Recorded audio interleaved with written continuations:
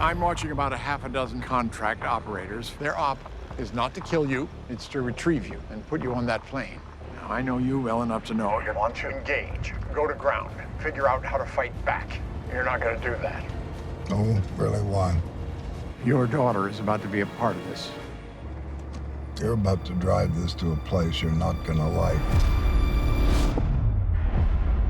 Anytime you cast somebody, there is a relationship that's formed when you realize that you are going to be building another human being together. Someone who I'm going to be trying to fill with ideas and with words, and that someone else will have to inhabit and bring emotional truth to. Doing it with someone like Jeff Bridges is a little intimidating. For an actor like Jeff, he goes through an editorial process in his mind of what choices he wants to make. And he needs to feel that he's revealed what's on the page in that moment, in that scene. And the beginning of a project where you're bringing all kinds of stuff that you think will enhance the show. And then if you're lucky, after a while, it's telling you what it wants. The benefit of having Jeff Bridges in The Old Man is we had a lot of attention from a lot of agents and a lot of casts out there who wanted to be a part of this project. And so we won the lottery again. We've got another legend of cinema and television in John Lithgow. I need you to go to your car right now. You have no idea how different the game is than the last time you played it.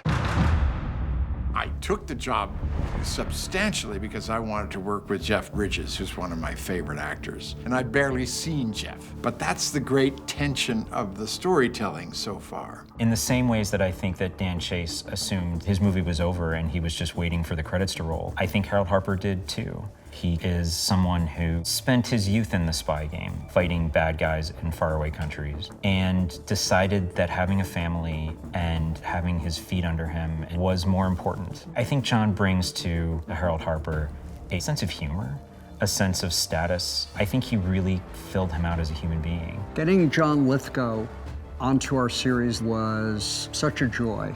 And now we're matching up in this gigantic chess match.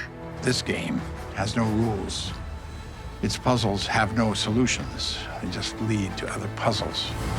That's what makes this game so interesting. Amy Brenneman is really the voice of the audience for the show. She is the character who is swept into this, that has not lived this life. Can I help you? I'm Zoe. Peter. Caldwell. You okay? Oh, this? Yeah, well, I'm fine. You should see the other guy. Once we started working with Amy, it became clear that we had gotten lucky not twice, but 3 times in terms of our 3 leads being just genuinely wonderful people to be around. Immediately, her chemistry with Jeff was instantaneous. And I think for Jeff coming into the process of making a TV show, having somebody like Amy who had so much experience in television to be there as just a little bit of support was really helpful. What I love about working with Jeff is that we rehearse, we improv, we run our lines together. Just the other day, we were talking about like, oh, this scene, but then in between this scene that we see and this scene that we see, like there was probably this really interesting thing, and he's like, let's improv it. So there's just life happening all the time. What's that? It's a letter from Marcia Dixon. Do you have any idea the danger that you're putting yourself in? Raymond Waters as a character is kind of a bureaucratic son of a bitch that nobody seems to like. Sometimes I get curious. Can't help asking questions, that's all. Raymond Waters disrupts the kinds of things that Dan Chase or Harold Harper wish would stay buried. He's also charming as hell.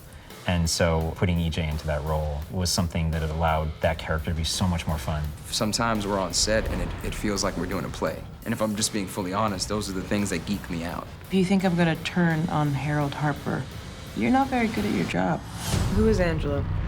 I think she's at a stage in her life where she's asking herself the same thing. She is an FBI agent who is kind of the protege of Harold Harper, and they are looking for Daniel Chase. And it's kind of a surprise to her become the main focus as more is revealed throughout the show. With Alia, it's like performance art.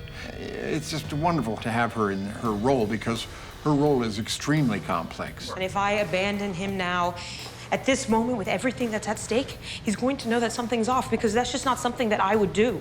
I am excited and humbled and proud beyond words of this cast bringing life to these scripts. It is a thing no one is entitled to, and incredibly lucky to be able to write this story down and then have these people come in and make it into art. Remember that I love you. That I'll always love you, but I think I gotta go now.